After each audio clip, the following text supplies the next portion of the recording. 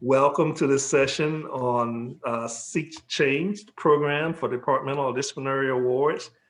Everything you want to know, we have a small audience here today, so I think it will be an intimate conversation and answer any and all questions you might have.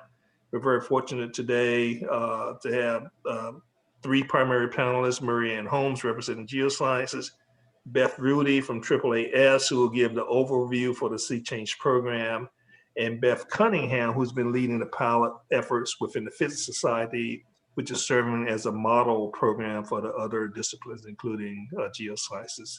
So with no further ado, we'll ask you to please, at this point in the process of the session, mute yourselves. And then when we get to Q&A, we'll ask everybody to please go on the camera. You can put questions in the chat box at any time, that make sure we don't forget something, and then we'll be on camera to do the Q&A. Okay, so with that, let me just turn it over to you, Beth Rudy. Awesome. Just say next slide when you're ready. Yeah, I put my contact information and name and stuff in the chat because I realized that I hadn't put it on my slide. And I realized that too late, but hello, thank you so much for coming to this. I am really looking forward to being able to have a back and forth with you about kind of what we're doing and where we're going. SEA Change, the entire purpose of SEA Change is to try to make diversity, equity, and inclusion in STEM the norm. So we don't want to keep having these conversations over and over again. We'd rather just have this be the standard. Next slide. So I'm pretty positive that everybody on this call and this meeting does not need to kind of hear the background of why we're talking about over and underrepresentation, but I always like to start with it anyway. One of the reasons that I really like this graphic is because when we talk about over and underrepresentation, it's hard to really visualize what that means. But this is a graphic that is putting the resident population of the US on one side and then the representation within science and engineering workforce on the other. And you can see from the crisscrossing lines that it is not an equal representation. So we have some very overrepresented groups, in particular white men in STEM and or science and engineering. And then you get into especially Latina women. They're deeply, deeply underrepresented. And there's a lot of really interesting things that the data tell us about the intersection of gender and race ethnicity. And note that this is really just binary gender and race ethnicity. There are so many other personal identities that lead to marginalization and bias in STEM. The reason we focus on gender and race ethnicity and right now binary gender is because that's really the only information that is continually collected across all of the institutions of higher education. So we figured we might as well start with what everybody has in common. Next slide.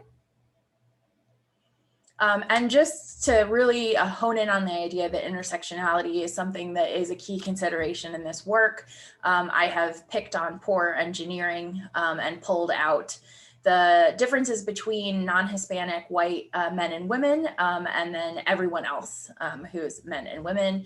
And you'll see some really interesting patterns in that. In general, in engineering, being a man means that you're very well represented, kind of regardless of your race ethnicity, but quite obviously white men are very, very high up in representation. And then finally, you don't really need to see the specifics of the bottom graph. Really what that is just the different STEM fields. And you can see that the proportions are all very different, which means that each field, each discipline has their own specific set of issues that they need to work on. So interestingly, for biomedicine and the health sciences, it's really Black men that are kind of absolutely disappearing from those fields. And so that's something that they really, really need to focus on there. I also have a cover of a report done in 1976 through AAAS, and that is the director of our SEA Change program, Dr. Shirley Malcolm. She wrote that report with a couple of colleagues in response to a gathering that had in 1975. And it's about being a woman of color in STEM. And unfortunately, if you read it now, it is still directly applicable to the experience of women of color in STEM today. And so it's obviously been quite frustrating for her saying the same thing over and over for 40 years. Next slide. And so like that really begs the question, why hasn't the needle moved? So why are we not seeing these big changes, even though we've been doing this work for so many decades? I really like this model for the evolution of intervention programs. And kind of in the bottom is where most of our intervention programs have been. When we say intervention program, people mean a whole bunch of different things, but really it's just anything that disrupts the status quo, tries to make things different or do things differently. And almost all of them are based on individual commitment or sometimes up to the departmental level. It's usually soft money. So you've got advanced grants, for instance, includes grants, AGEP. The problem with that is if you have soft money, the soft money runs out. If you've got, a PI or co-PIs on a grant and then they leave the institution because they go in search of different opportunities, that means that the champion of whatever that work is that you're doing has a very high chance of backsliding, as we call it. So another problem is that a lot of these programs are targeted to a very small kind of subsection of the population. And so that means that not everybody can participate and is not addressing the kind of systemic issues. So what we're trying to do with SEA Change now is to push institutions up into that structural reform up at the top of the pyramid. We want them to dedicate hard money, part of their budget, to show that they're truly committed to this, and have it be institution-wide commitment first and then department and college level commitment following, because that's really the only way to really truly see systemic change. Next slide. So yes, and Amy was speaking before about Athena SWAN. So I don't know if the folks in the meeting have heard of Athena SWAN before. Athena SWAN is a gender equality charter in the UK. It has been formally established in 2005. And so it actually has some really good, interesting evaluation data about its effectiveness. And, the change takes a lot of time, especially when it's structural change like this, but they definitely have seen that it is making an impact on gender equity in the UK. So it's a really interesting model that we were really looking forward to exploring. In 2015, they also branched out into a separate charter, the Race Equality Charter. So they do look at gender and race separately in the UK. And that's something that we wanted to kind of do differently. In 2015, at the same time that REC was coming out, Australia launched their version of Athena SWAN called SAGE, and they were looking a lot more at intersectional identities. So we were like, hey, we should kind of model that. So if you want to click, Billy. So we were born officially in 2017. We did initial scoping workshops with institutions just to see if they were interested in even doing this, starting in 2016. And then click the button again. And then we also have Dimensions, which is our Canadian counterpart as well. For a while, Canada wasn't sure if it wanted to do SEA Change and be part of the US or wanted to go in its own direction. But all of these programs are using what we refer to as the Equality Charters process. Next slide. And the Equality Charters process is kind of a system of award recognition, self-assessment, reflection, and action planning. And this kind of systemic or cultural change has been called for over and over and over again, especially recently in almost every single National Academies report that you see that is about some sort of gender, race, any type of bias, inclusion. You'll see again and again, we need culture change, we need structural reform. Next slide. And so the Equalities Charter process, we're very hopeful that it will give us the tools that we need to start moving this forward in the United States. The C in SEA Change stands for STEM Equity Achievement. And really what it is providing the scaffolding to guide and support institutions and departments. Importantly, this is voluntary. So it's not like they're being told that they need to do this in order to get X, Y, and Z. They're doing it because they think it's the right or the good thing to do. And it's context specific, meaning that no two institutions are alike, no two departments are alike. So each of them is going to have different needs or different problem areas that they need to address. And so SEA Change is developed to be very flexible so that you can make it fit whatever the context you find yourself in. We hope that it's going to result in systemic transformation that aligns with the institutional and departmental missions, as well as the mission of AAAS and then our subsequent disciplinary affiliate societies. Because almost all of us are committed to making sure that science is available and accessible to all. And that's really the root of all of this. Next slide. Here, I really just want to focus in on the two bottom points. One, we need to make sure that this Equality Charters process is operating within the context of the United States. This is very different than all of our international counterparts. I don't know if you all have ever noticed, but the United States is very litigious as a society, and most of our policy changes come in the courts. And so this is an added layer of complexity that our international counterparts did not have to worry about. So for instance, in Australia, they've committed to whether or not they get an award or not, they all make their applications, not just their action plan, but their full applications are available online for anybody to see. Which is great. And I love that transparency. If our institutions did that, they would just be setting themselves up for a great deal of lawsuits. In addition, I'm sure you've noticed in the news that you're seeing Harvard admissions come under fire for being exclusionary of Asian Americans. We've got a lawsuit at UNC. I think there's one at UCLA, or if there isn't, there probably will be soon. So you're seeing a lot of this stuff pop up. And so it's really important when you're doing this diversity, equity, inclusion work that you are documenting all of the rationale for why you're doing what you're doing. And that's what we call legally sustainable. So lawsuits are almost inevitable, they will happen, but the question is, are you prepared to defend yourself? And we saw Harvard was very easy to defend their policies because they were well done. And then finally, intersectional identities. We don't believe in the whole separate charter thing. So we're starting off with gender and race ethnicity, and we're going to amp that up to at some point include people with disabilities, LGBTQ. And we also have it just set up very flexibly so that if an institution is really passionate about a particular group of marginalized people, they can include that from the get-go. Next slide. So SEA Change has 3 pillars. This makes us also a little bit different than our international counterparts. Next slide. So we have the institute, the community, and the awards, and all of those things together make up institutional membership. Click. Awesome. So the institute, what it is, it's a repository of resources. We have trainings. I saw that Amy had mentioned that she had been to the Talking About Leaving Revisited series that we did. I think, Beth, you may have come to some of those as well. I don't remember if I saw your name there.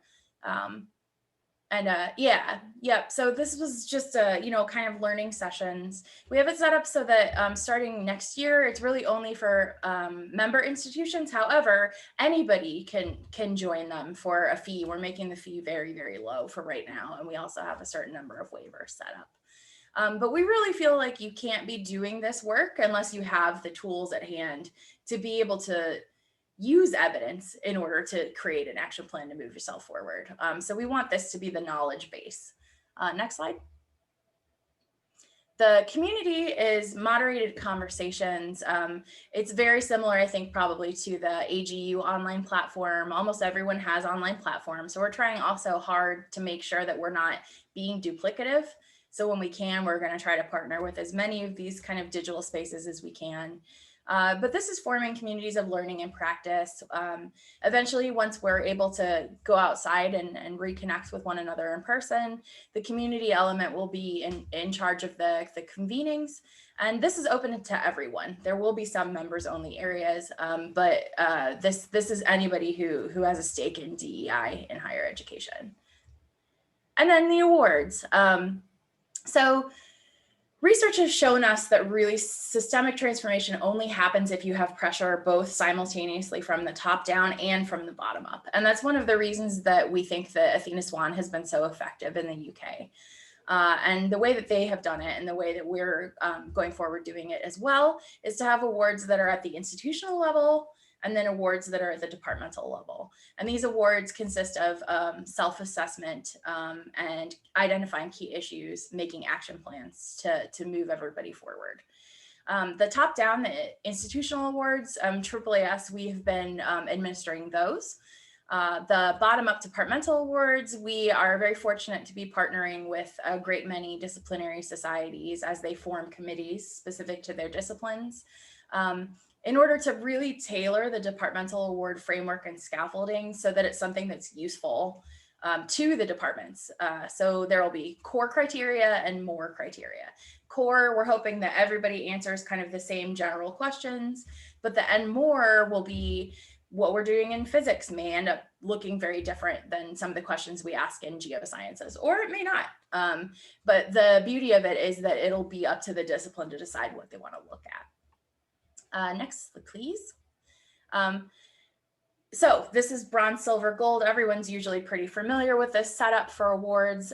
Importantly, the self-assessment is, we always highlight the qualitative analysis much more than the quantitative. It's great to count numbers, but that doesn't really tell you anything about why you're seeing the numbers that you're seeing. So the assessments are a great deal focused on policies and practices and programs. If you identify key issues, you do a thorough self-assessment, you make an action plan. The action plan is for 5 years. That is the bar that you need to reach in order to get a bronze level.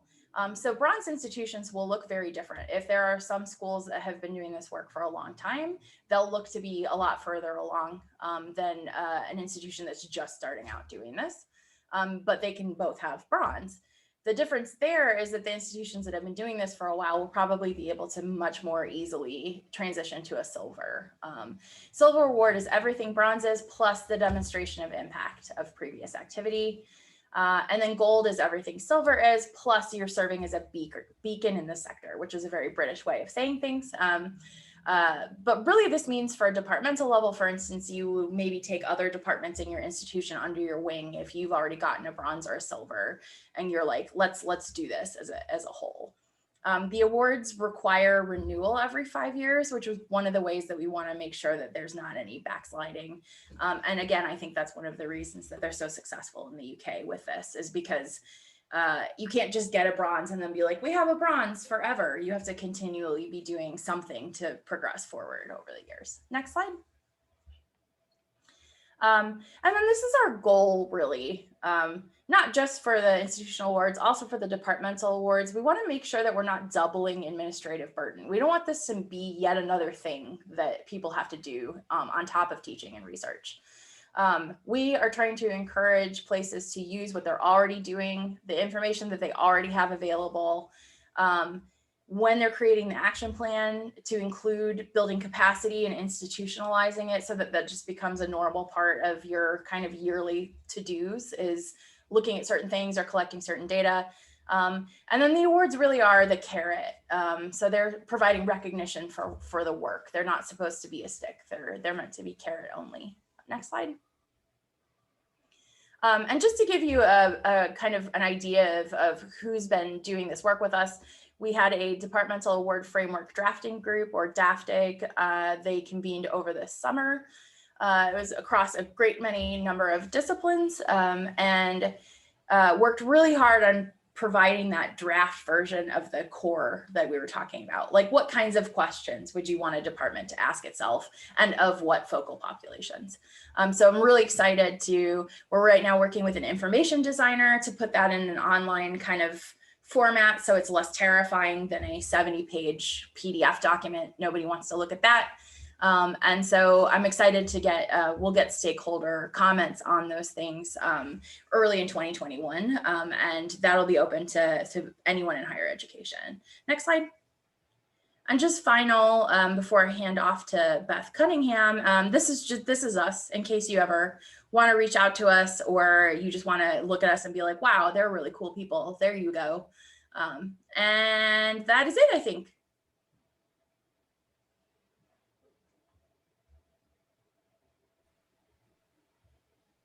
So I'll just jump right in. Hi, everybody. I'm Beth Cunningham, the Executive Officer of the American Association of Physics Teachers. And I want to thank Billy for inviting me to be a part of this town hall. And and talk a bit about the journey that the physicists and astronomers have had in thinking about putting together a departmental award, and our work very closely with AAAS, which has been just a lot of fun, first of all.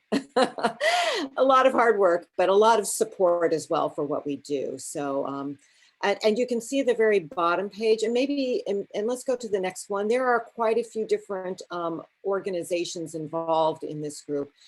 We've been together since the fall of 2017. I think I'll just say that I received a call, I think it was end of the summer of 2017, from Dr. Shirley Malcolm saying, physics is really bad. And I have to agree, physics is really bad. What you saw for engineering can be said for physics. It's like over 85% white and male. And so we have a lot of work to do. And there's a lot of good work that's happening. And there's a slide that will show you some of the good work. In the fall of 2017, when the institutions, there was the Summit of Institutions, some of us in the Physics and Astronomy Disciplinary Society world attended the institutional summit, and we were able to talk with other disciplinary society representatives, and we kind of said amongst the physicists and astronomers, let's go ahead and start meeting and talk about what this might look like. So it's been quite a journey, and you can see we've got a number of institutions involved. The American Institute of Physics in the lower left-hand corner is our federation. And so every organization or every professional society on this chart is associated with AIP in one way or another, including the one that's listed at the very bottom. That's an affiliate of AIP, the Council on Undergraduate Research. So we're all working together and meeting regularly since 2017. So like I said, it's been quite a bit of a journey, but I think you'll understand what our process has been and why it's been taking so long. So the next slide. So just to give you an idea of what our journey's been, kind of this long and winding road. I feel like singing, like, I'm not a singer, but like the Beatles' long and winding road. But I think it's been, in many ways very useful. And I think we've got a lot of learnings to share with the other disciplinary societies. But we started off, Beth really shared the SEA Change Institutional Bronze Award Guidelines and started looking at that and saying, what would this look like if we did it at a departmental level? But also we reached out to our colleagues in the UK. There's the Institute of Physics, which is like the sister society in the UK to the American Institute of Physics. And they run a project called Juno, which is very similar to the departmental award structure that Athena SWAN put in place, except it was written specifically for physics and astronomy departments. And we had several conversations with the folks at IOP Juno project to kind of get an understanding of what their process was, even though their departmental structure and numbers are vastly different than the US. We wanted to just get an idea.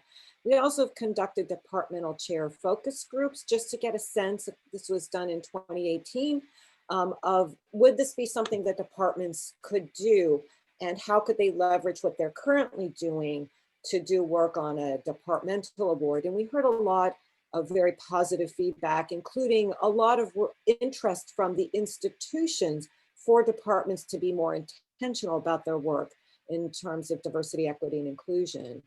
The American Institute of Physics, we're fortunate that they have a small grant project that they provide seed money for projects amongst the member societies that are members of the Federation.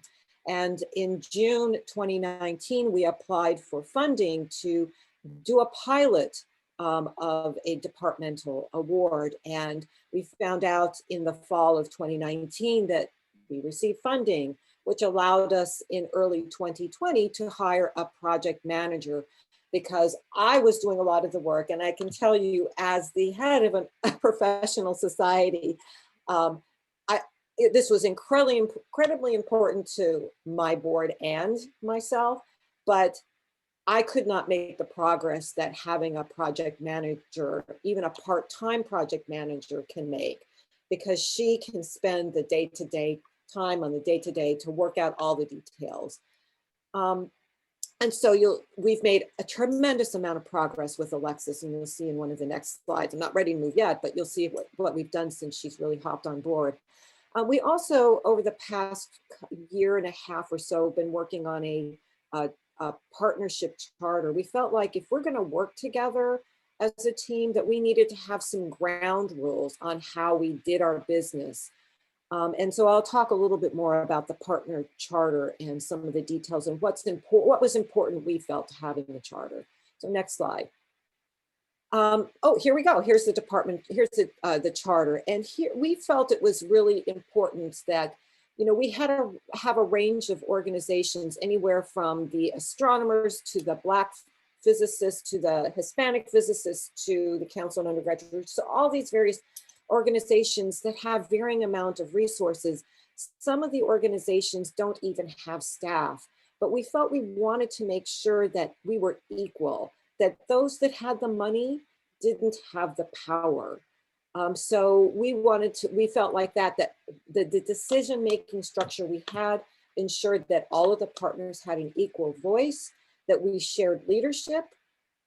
We had that shared leadership vision, that we also had a shared understanding of what we were doing, the terms and concepts, but that we also built flexibility into the way we work so that each partner could work within its own unique governance structures, because we're ranging from large organizations that have 50,000 members to small organizations with just a couple of thousand. And the way that governance is vastly different for those organizations. But we wanted to provide them for the flexibility to be able to move things through their structure, and you know, weren't forced in one way or another. And so we also wanted to be able to leverage the work that each of the organizations are currently doing in terms of diversity, equity, and inclusion. So our charter was kind of built on some of these, main points. Next slide. So our current activities, we're working with some of the member societies have already been able to approve the charter, and others it's takes some time to get it through, but we still do our work on the premise that the charter is going to be accepted by all of the society leadership. And the project manager has done a number of things, but one thing that she is doing is going out and letting the community know about this project. We've built a website, not quite launched yet. We're debuting our social media. We're writing articles about sea change in various publications. One was recently published for one of the member societies, Forum on Education, the American Physical Society Forum on Education, just published articles, so we're excited about that. We've been meeting with chairs of prospective pilot departments. We put the feelers out there, and we have some departments that are interested. And also we're curating a webinar series, starting off with a webinar by Beth Rudy and Shirley Malcolm, and getting lots of interest. Also, we're working on the pilot plan. What will it look like? And that includes the structure and the timeline. And you'll just get a sense of the timeline in a couple of slides. And we're also have a couple of committees that we're putting together. So next slide. So some of our future activities is really, again, recruiting the pilot sites. And we have commitments from 2 departments. We'd like to get a couple of more. COVID-19 has been a bit of a challenge, but we do have departments that institutions, we're leveraging on what they're doing. Their institutions are very interested in departments working on equity and inclusion. And so we're able to get, because they're already working on this, we've got their interest, and they really want to be part of this project. We also are in the process of creating a couple of subcommittees. One committee, the application subcommittee, will devise a structure for reviewing applications, and the other subcommittee is going to devise a structure for supporting departments that have been awarded the disciplinary award. We also are really interested in studying the pilot as we move forward with it. We want to learn from it, what works, what doesn't work, and how we can also contribute to the body of knowledge on systemic change. So, and we hope to have a second pilot in the next cohort in the next academic year. So next slide. So it's going to be hard to read, but all of the blue is kind of what has been behind us since 2017. And you can see I've mentioned much of it. And the red is where we are right now. And the green is really working forward. We're hoping to, in the winter, really starting in 2021, starting to meet with the departments that have decided that they want to move forward or are really interested in doing a departmental award. You know, maybe if they're not even on the fence, we want them to join a conversation about, you know, working through the application. We think that one benefit of this is even if they don't complete an application, they are working, they're committed to this, and that they will make progress so that maybe in the future they can submit an application. We hope to get a second, depending on how this goes, and I should say that we hope to also use the documents that Beth Rudy talked about, the departmental assessment. Once everything gets put in place, we're hoping to then walk the departments through this. But we also want to do some focus groups with departments to see what they think of the way that the assessment tool is presented. So we've got a lot of work in the spring, but next year we hope to run a second cohort. And in spring 2022, we're going to have to do an assessment of the pilot and decide what the next steps are. We're hoping that it's successful, but there's a number of things to consider. So Billy, next slide. So some unresolved issues. I think one of the big things that we're concerned about is sustainability. How are we going to support this? And the next thing that we are thinking about is the scalability. We have 760 physics, this should be physics and astronomy degree granting departments. How many of them is it reasonable to have go through this process? Of course, we'd love every single one to go through this, but how do we kind of build the structure up for them to do this?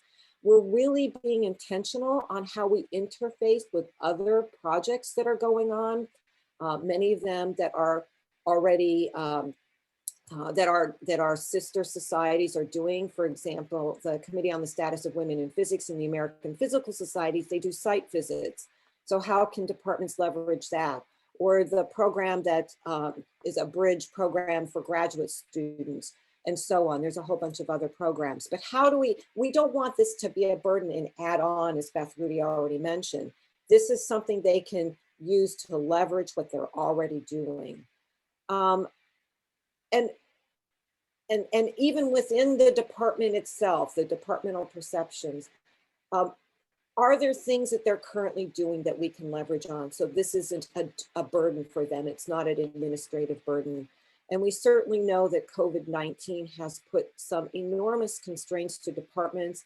And how can we work with departments and within some of the different extra challenges that they are facing? And I'll just say that I'll kind of stand on my soapbox for a moment. This is a moment, I think, for many departments to really shine and show that they are working very hard on diversity, equity, and inclusion. This could distinguish, going through a process like SEA Change, could distinguish a department from many other departments, and as a way to recruit students and faculty. So I think it's even though COVID-19 has some challenges for departments. I also think it's an opportunity for departments. Next slide. So as Beth said, and I'll repeat it, we have to use what we are already doing. Sorry, my VPN just popped up. Okay, now we're good. We have to use what we're already doing. And there's some really, really good work that's happening in the physics and astronomy, with physics and astronomy member societies, the member societies in AIP. Some of them are already doing some form of self-assessment. The American Institute of Physics Statistical Research Center queries departments on a yearly basis about, their demographics. There's a new report out on the underrepresentation of African Americans getting undergraduate degrees in physics, the Team Up report. And if you haven't seen it, look at it. It's a terrific report. And we know about the APS site visits. Departments can leverage that. They can leverage action and implementation. Again, Team Up is not only a self-assessment, but it's an action and implementation program. And some of the work that the Society of Physics students is doing. And also capacity building. The American Physical Society has a new project, the IDEA project, that's really building departments, having departments learn about how departments can lead and build teams, especially leading in diversity, equity, and inclusion. So I think there are many projects out there that the departments can build on to undergo a departmental assessment. Next one. So our advice is really start early with your partners, talking about what this would look like, discuss what the feasibility of the award is in the discipline and the subdiscipline. Look at what's already happening, find out what kind of infrastructure support is already happening or you can leverage. Have frank conversations about the financial or other resources needed from the member departments or the society partners to do a program. Look at what we're already putting together, learn from what we're doing. What's really important is get everybody on the same page, develop a charter that outlines the process for how you're going to work together. Last slide. Guess that's it. If anybody has any questions. I hope I gave you a sense of what we're working on and some of the work that's, we're excited. Some of what we've learned so far, and happy to answer questions when we get there. Great, thank you. I'm gonna just, Marianne, I don't have this slide and I have this slide for Q&A, so I'm just gonna go off slide and bring everybody up on camera. And Marianne, if you wanna make any comments before we go to Q&A, that would be great. Thanks, Billy. So I'm co-chairing a committee with Petra Deakins of University of California, San Francisco. And we've been attending the SEA Change disciplinary meetings really this summer and fall. And we are beginning to think about how we coordinate with other disciplinary societies. So I love the graphics, Beth Cunningham, Beth C. And thank you for all that background, Beth R. and Beth C. And yeah, we tried to make this all Beths, but unfortunately I'm a Mary. So we're thinking of renaming Billy. I know. Billy. I'm game. Anyway, so we're on that first rectangle in Beth C's slide. We're about 2 months into this, having conversations. But we do have some great groundwork that's been laid by Pranoti Asher. She's running the Bridge program with IGEN, which is the Inclusive Graduate Education Network. And they already have an application process for institutions or departments to be involved in the Bridge. It bridges students who want to, students from underrepresented groups who want to pursue a PhD with institutions who want to graduate them.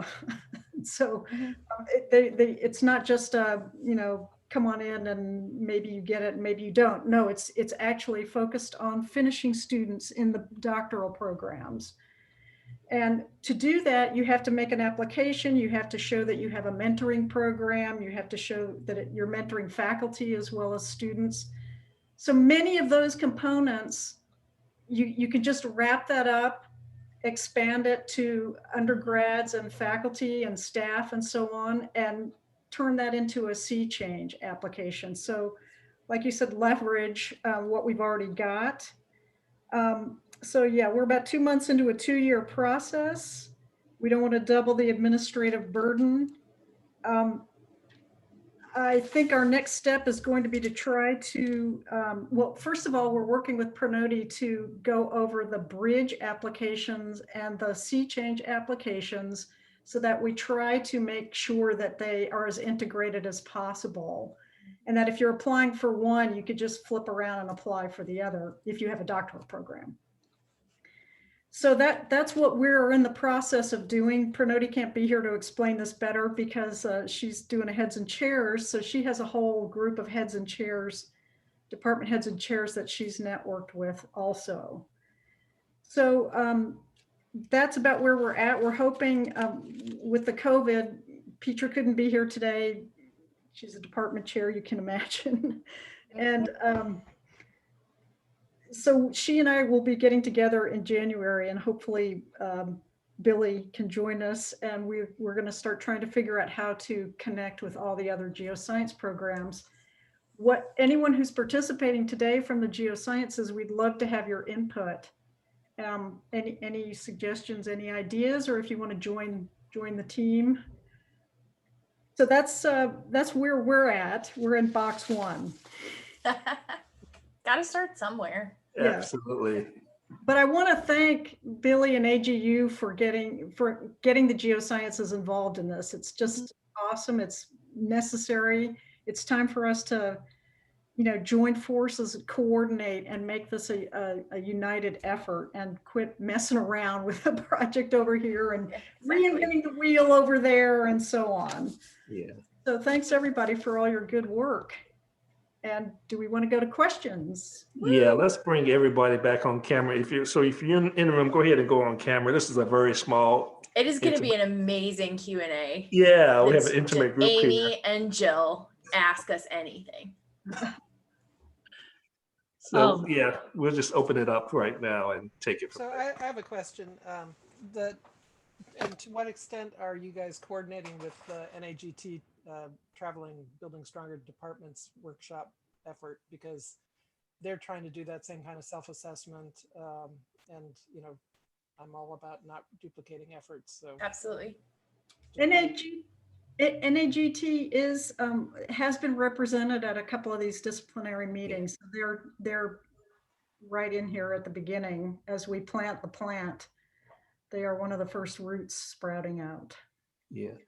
And Jill, we were careful to make sure this is not, because this is for the geosciences, this is not the AGU SEA Change Program. Right. And so there was a group established through AGI where we set up a email listserv or whatever. So there are a list of about 30 names, I think, that communications go out to on a regular basis with progress.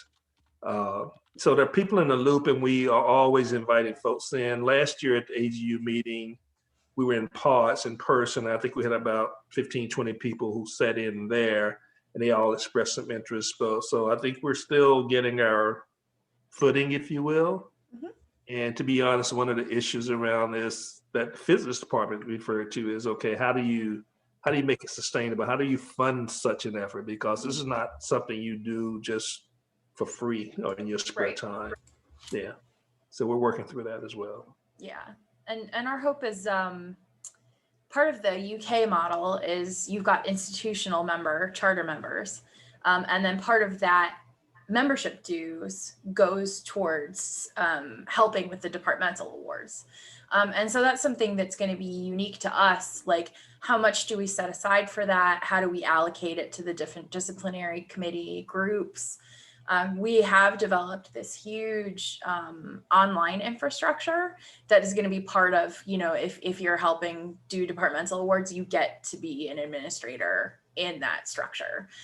So that'll at least be a little bit helpful, but there's just a lot of stuff that Shirley always says we're building the plane as we fly it. We've never figured out a good nautical switch to that, but we're definitely just figuring things out as we go, and trying to make sure that it's equitable along the way.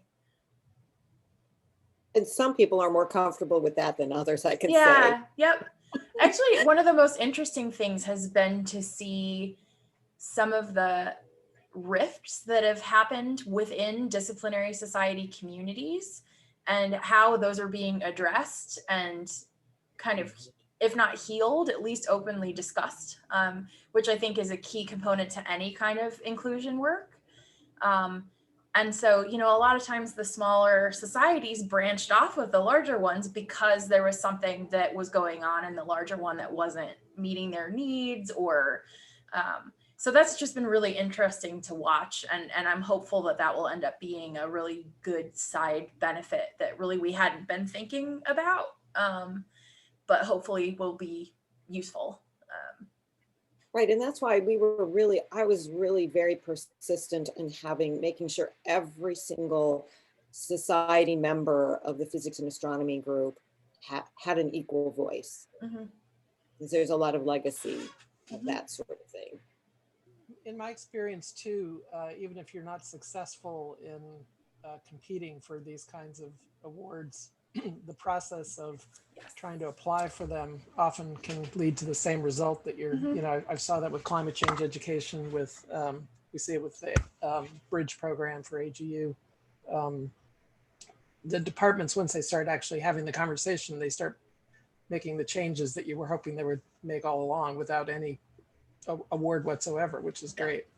Yeah. But I wonder, have you, I'm thinking about whether there's an opportunity to work with folks at NSF involved in the IU's program in particular, some of their larger awards. And if you've had a conversation with any of the program officers over there, that'd be Keith Sverdrup for the Geosciences, about, applying more carrots, through the funding process, shall we say, and making it more intentional, I guess. Yeah, we have had several conversations. I can jump in first. So the current SEA Change infrastructure at AAAS is funded by an advance grant primarily. But it is an advance grant that also has contributions from IU's AGAP, includes like places I'd never heard of within NSF. So it's definitely, I think IUs would be amenable to having a discussion about, especially if it's something that's focused on the kind of undergraduate teaching component of kind of what's going on. But I know also that Jesse and the advance office is eager to try to fund any kind of committees or coalitions that are wanting to work on the departmental award framework and structure. Because I think we're all aware institutional awards are great and they're necessary first step, but like the most of the really hard work and the true change happens at the departmental level. Because that's really when you can dive into the various different focal populations in ways you can't when you're looking at the whole institution. And so I think that's always what they say in the UK. The departmental awards are actually more important than the institutional awards, even though you need to have those institutional awards in order to get the support for doing the departmental level work. But there's also been discussions on and off about the idea that if you do have an award, if you're an award holder, that maybe a good carrot would be like you get an extra percentage of overhead. For instance, if you've got a graduate research fellow from NSF who is in your department. So it's kind of like a financial incentive where it's not taking anything away, but it's like an added kind of bonus. Like if we're making sure that our culture is the best that it can be, given current circumstances, then the students will end up being more successful, and therefore we'll give you like 2% extra overhead if you have any graduate research fellows. So those are the types of things we've talked about. Oh, You muted, Jill. Oh, I was just going to say that, you know, I think that what you're saying, Jill, what, you know, the point of just going through the process again, it's like, even if we were asking, what would success look like for physics? It's getting departments to have these conversations, right? As the first step. So even if they initially don't, or maybe it's going to be 10 or whatever years down the line applying, but having those really important conversations, I think that's a great first step. And I think having, you've got data. I noticed with advanced grants, I was the program director for a year, that people can get a lot of data and look at it and not see what it is telling them. And so having this kind of guidance to show you, like, okay, you want to set up a mentoring program for senior faculty, but you ain't hiring anybody at the assistant professor level. Don't you think that's a problem? So yeah, helping people analyze what they're seeing, what their data is saying. Or like the deer in headlights kind of experience when you get, say, a climate survey result back, and you can see that there's very obvious areas where you need to work, but you don't necessarily have experience in social science, and you have no idea what to do with that information. And that's something I personally can, like, that rocks me to my core, because I never know what to do after you get a survey. Like, well, okay, what's next? So that's some of the stuff that we're planning on putting in the Institute. Just kind of like, all right, great, you've done a coach survey. Now, what do you do? And kind of help walk places through this when they haven't really had those conversations or even thought about it before. So I see Paul Sanchez has joined. Paul, if you don't mind, you go ahead and go on camera and just join the conversation. Surprise! Yeah, you missed the presentation, so you can start from the basic questions. We don't mind repeating. Amy, I don't know whether you or Margaret have any. Amy, you any questions? Margaret, you any additional input? Yeah, I actually had, and this is getting at maybe what you were just talking about, and I missed a little bit of Beth C's presentation. I had to step away, but so I do some evaluation. I do a lot of helping faculty develop broader impacts for their grant proposals, and I would love to have them be able to say, go do this thing from SEA Change. Yep. This is a piece of the thing. And so what does that, is there sort of informal ways for a department or a department chair at this point to engage with some SEA Change material that doesn't, you know, that is, since there is, you know, since we're not even at the pilot departments sort of stage now? So I would encourage them to get their institutions to join as members, so that all of the departments can have access to the institute trainings and materials, and also the member-only communities. And one thing that I think would be useful is writing in the membership dues. Right. In a grant for, you know, X number of years until you have put that as part of your institutional or departmental budget. So that'll give you a little leg up and give you time to plan. But I do think that saying, like, yes, we're going to do this self-assessment, even if you can't do it formally and apply, that doesn't mean that you can't use the draft framework when it first comes out to actually just start exploring what's going on. Right. And to me, that would be a really good broader impact / broadening participation. Like, that's very concrete. It results in action or a strategic plan. And that's something that NSF really looks for. Yep. And is, so the self-assessment, does that exist?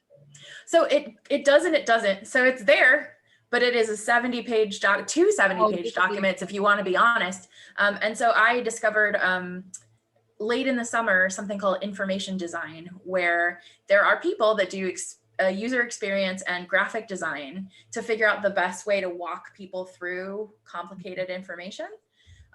So I never thought about, where do museum exhibits come from and how do they know that you should take a left or a right?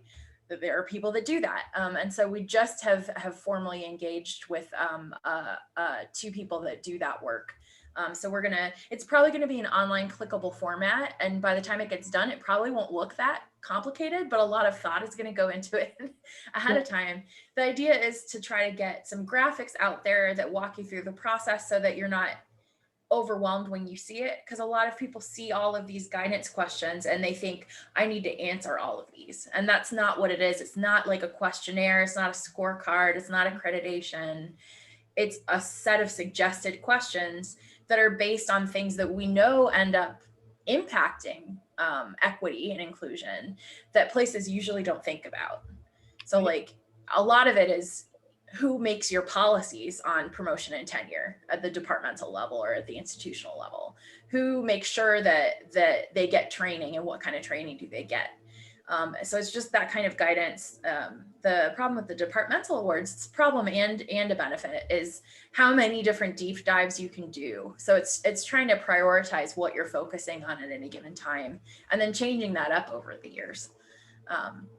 But I'm hopeful that there will be a shareable set of the guidelines available in early 2021, so that we can get feedback not only on, is this a good setup for like the actual user experience, like clicking around, but also please give us your comments on the content. Like, are we asking the right questions? What else should we be asking? Do we ask too much about one particular area? And so then they'll be able to use that to get started. Okay. Just thinking about some of the things in there. That's great. And we've got some departments that are lining up to help provide some feedback, or some, some of these departments that we are hoping to run through our first cohort. So. And so the 70-page document is not publicly available now, is that right? Okay. Yeah, only because we made it and I was like, this is great. And Shirley was like, we cannot share this with people because they'll be like, I don't want to do this ever. And so, because it really is meant to be flexible, you pick and choose what's right for you. So a department is not going to need to focus on all the different focal populations at once if it can't. Bye, Jill. Right.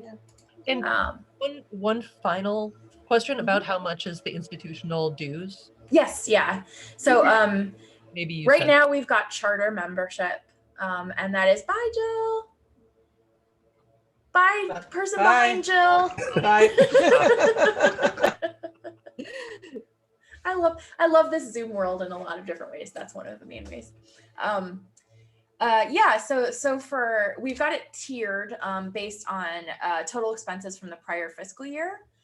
We've changed that to also be projected total expenses for the upcoming academic year because of COVID and because of like known budget cuts that are coming. Oh, bye, Paul. So I think that we're in a good place with that. We've got what's called charter membership at first, which is 50% of the dues rate because we're still just launching. But the tier goes from anywhere from $15,000 a year for like the big R1 institutions to $2,500 a year for the small school or the under-resourced schools.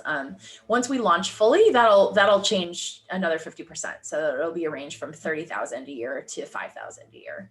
And then we're, of course, always open to discussions about that and the amount that they can afford or can't afford, trying to balance that. We never want money to be an impediment so that an institution can't be involved.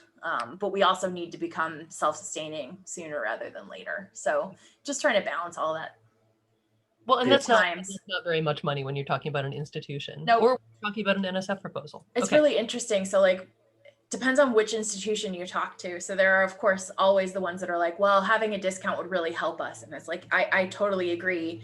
What is the number for your upcoming year that I can use to substantiate that to my finance office? And they're all like, just kidding. We would never be able to drop into the other band. We'll just pay the full amount. Yeah.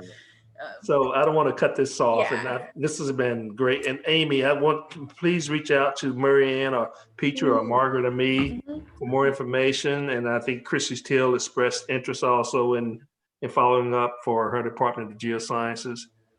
This has been great. So Beth, so thank you so much. Thanks, Billy. For coming in, and I hope you'll use your free pass to poke around in AGU meeting. Oh my for the gosh, yeah, remainder of the for week. so many different weeks. I cannot wait. Yeah, there's a lot going on. Yeah. So, Yeah, absolutely. Yes, evaluation makes me happy, my heart happy. But yes, Yeah. thank you. This was really Yeah. fun. I love Yes. small groups because I love yeah, Q&A. this is lit. Yeah.